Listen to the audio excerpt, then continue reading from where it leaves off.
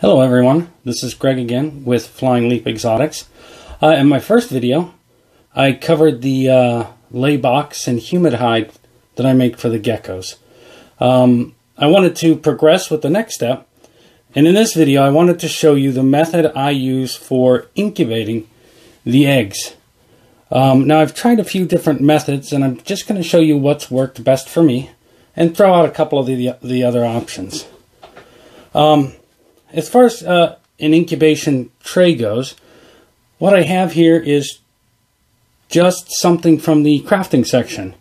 This one might have been one I got from Walmart, might have been Hobby Lobby, I'm not sure, but it's just one of the crafting bead boxes, something that you can put your different crafting materials in. After I bought this, I also found you can save a couple extra bucks if you don't want pink or something like that, and get a tackle box. They sell tackle boxes that are exactly like this, except for they have black, and you save a buck or two that way. So on this, I've got the container, and we'll start here so we can see the outside before we go to the inside. What I do when an egg is laid is I put it in here, and I mark the date that it was laid on top. This date is only important in order to give me an idea of when the gecko might hatch, so that I know when to start really keeping an eye on some, and it gives me an idea of when the next clutch of eggs may come. Crested and gargoyle geckos lay two eggs approximately every 30 days.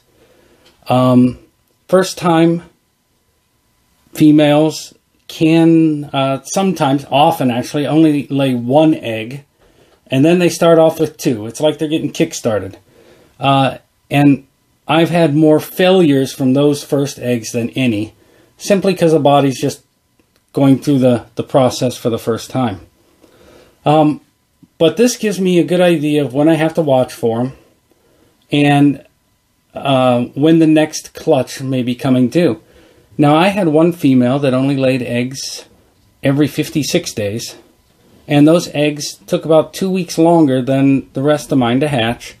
Then I had one female that laid eggs every 26 to 28 days, and those eggs were 59 to 60 days for incubation every single time.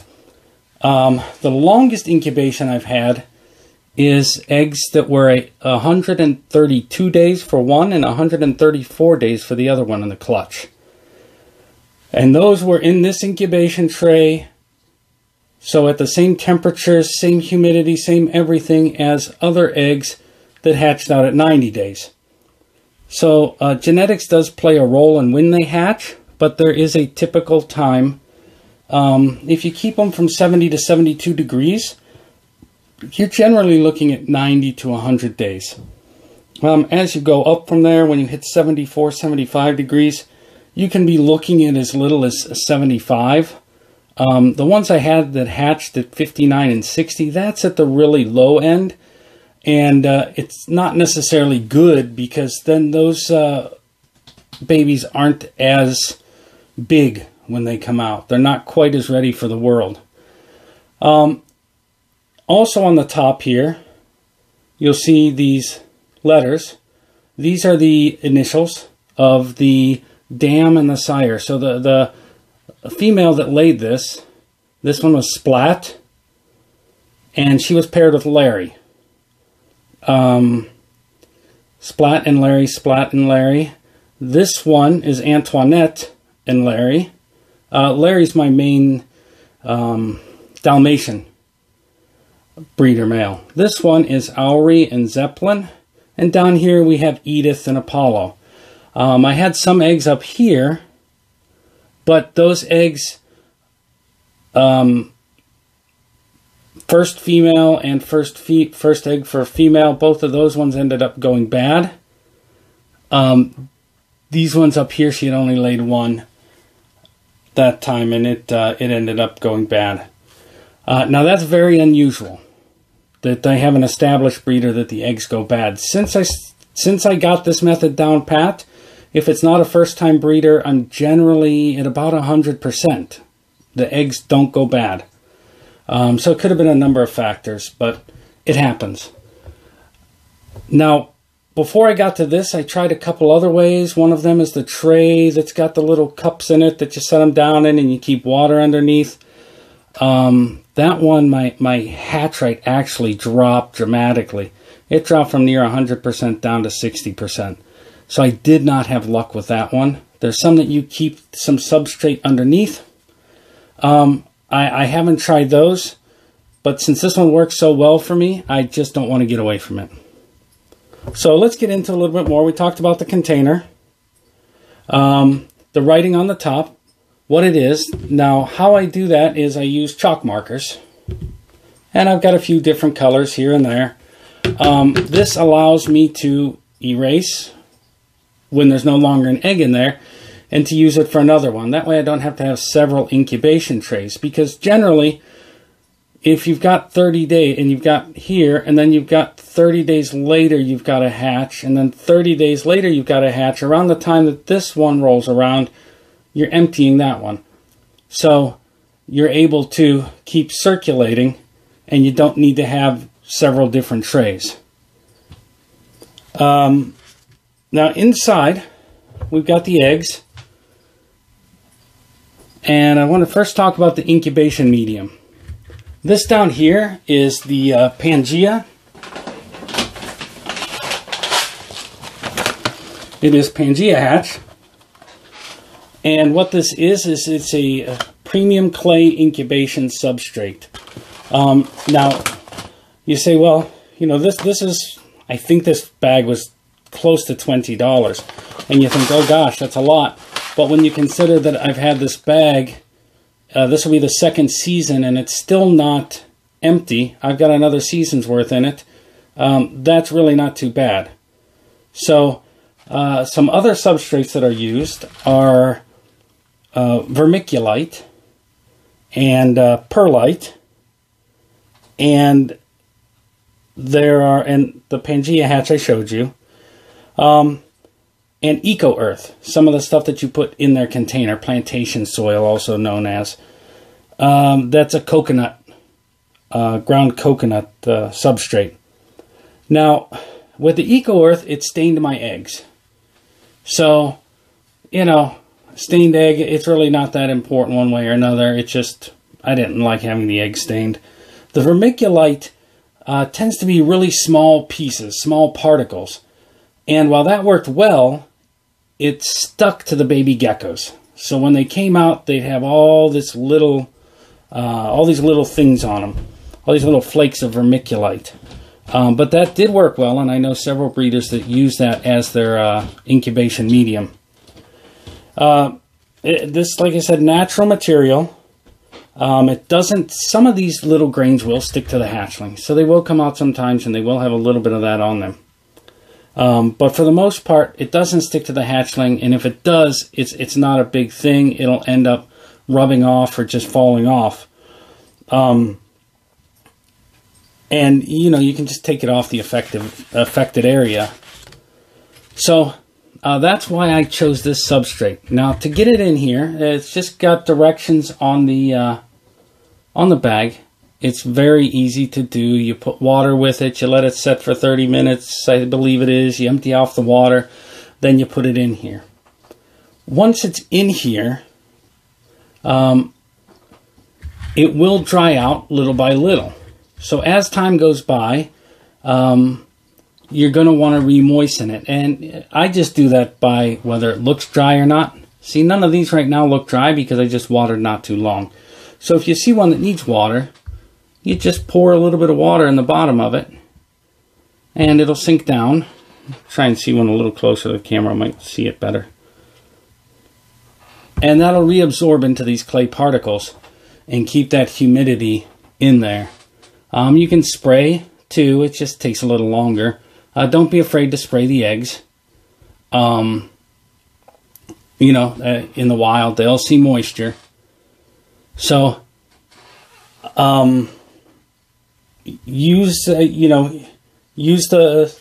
instructions on the medium. I open this probably about once every 3 days or so. I just open it, take a look, shut it back down. You don't have to worry. It's got airflow in it. We're going to move on now to the eggs themselves. You'll see the little marks on them. That's just a little black permanent marker. It doesn't affect them at all. And the reason I put that on there is just so that I know where the Cheerio, is what they call it, was when the egg was laid, so that I can keep an eye on the growth of the gecko. As far as crested and gargoyle geckos go, you do not need to worry about the egg being turned. I have actually dropped, it was before I had the trays, I had a bunch of eggs in one container. I dropped that container, eggs all over. I put it back, everything back in, put the eggs back in. All those geckos hatched out just fine. So you're not too concerned about whether they turn. Like mini snakes and other reptiles, the way the eggs are laid is the way you want them to stay, because otherwise you can kill the hatchling inside. So when I get them out, I was hoping that I'd have some eggs to candle for you to show.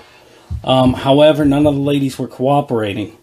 So what I want to do is I want to find the one that was laid most recently, or close to 331. There's some eggs. And I'm going to turn on some lights here to try and get so you can see this a little better. What I do is I just use my flashlight on my phone. I do it because it's nice and small and it's bright for that little area you need. So I don't know how this is going to look on video. If I blind you all, I apologize. And you'll take the egg and you'll put it on here. Now this one's had a little bit of time to grow, but if you look, there's a ring around where the X is in there. This is already showing that I've got a bit of growth in this one. Let me turn off one more light. So in an unfertilized egg, this will all be one solid color. Let me get this one back in there. Let me pull out one of these. See, I'm not too worried about messing with these eggs. They're nice and solid. This one you can clearly see right where that X is. There's a little red ring around it. That's referred to as the Cheerio. And that, of course, is where everything starts and grows from. So let's take this one off and take a look at ones that were laid by the same female. That one was laid on 4/22. So let's take a look at some that were March 5th.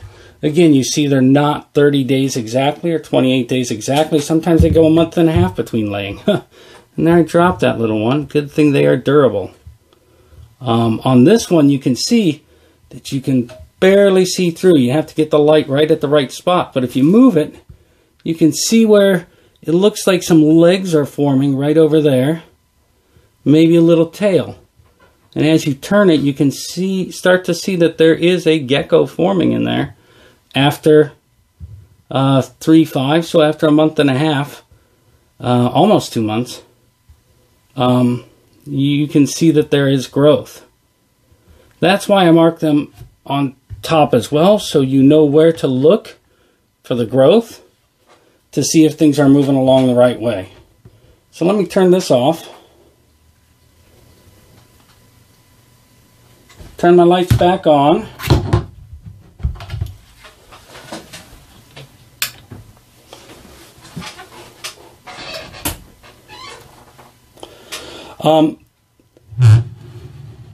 So the eggs, again, you just have to keep moist. You check the growth. They are very durable. And you don't have to worry about the direction, but I always just do it, you know, be safe. So not necessary, but it's something I like to do out of an abundance of caution. So that is it. That is how I incubate my eggs. Again, I've been doing this, over 4 years now, maybe 5, and this is the best method that I have found. With this, if it's not a first-time female, I generally have close to 100% hatch rate. So this is something that I am going to stick with until I stop breeding geckos. So I hope you enjoyed. Please feel free to give it a like, share this around, give me a follow, and we will see you next time. Okay, everybody, I'm back to try and give you a better idea of this. Now, I didn't mention last video, this is called candling. And I'm going to leave some lights on, and hopefully this one will turn out a-okay. This was the first egg that I had in there. And as you can see where I have the X, there is a little bit of a ring right around the top. That is, again, what's called the Cheerio of the egg. That's one of my crested eggs, and as you see, the gargoyle ones are larger. Here's the first one that I brought out.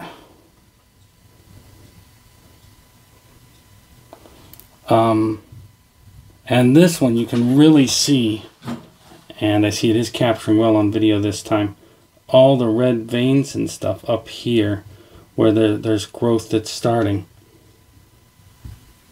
This one again was hatched not too long ago, and you already see some development in it. Let me get its clutch mate. Just like I said, I like these X's to be the right way. And this little guy, I'm going to try not to drop this time. Now in this light, it's actually difficult to see what we were able to in the last one with this, where you can see parts of the gecko's growth. You could see where some legs were forming and tail, and you could see it all grown up. So we're going to leave it at that, but I wanted to get this and so that you could see some of what you can expect as it develops.